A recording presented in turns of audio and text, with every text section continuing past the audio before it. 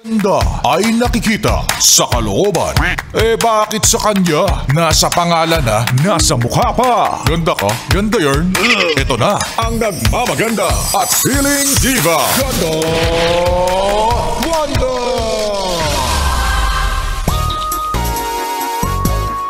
Ayan, kapag pogi at maganda ang magjowa, ang sasabihin nyo, ay bagay sila.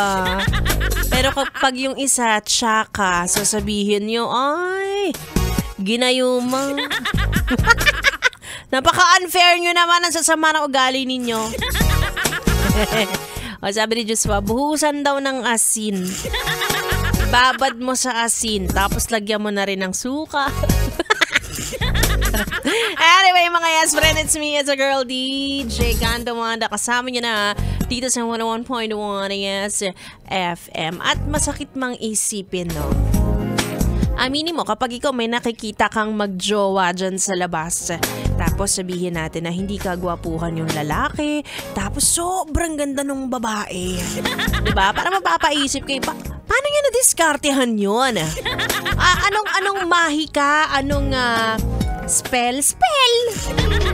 O talagang totoo ang gayuma, diba? Pero lagi niyong tatandaan na pag ganyan ang mindset ninyo, ibig sabihin, ganun yung tignan ng mga tao, diba?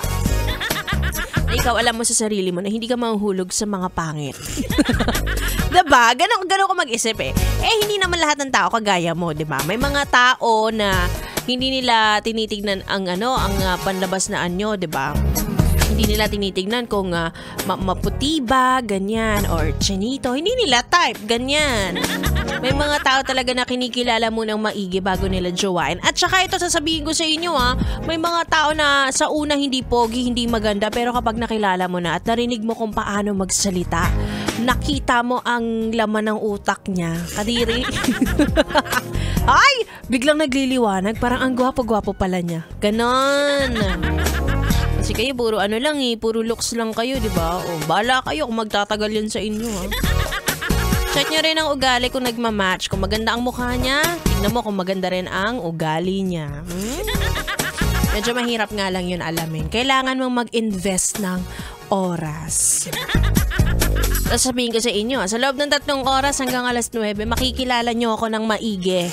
Kaya naman samahan nyo ako at ituloy muna natin ang ating tugtugan. Dito lang sa 101.1 Yes FM Solid.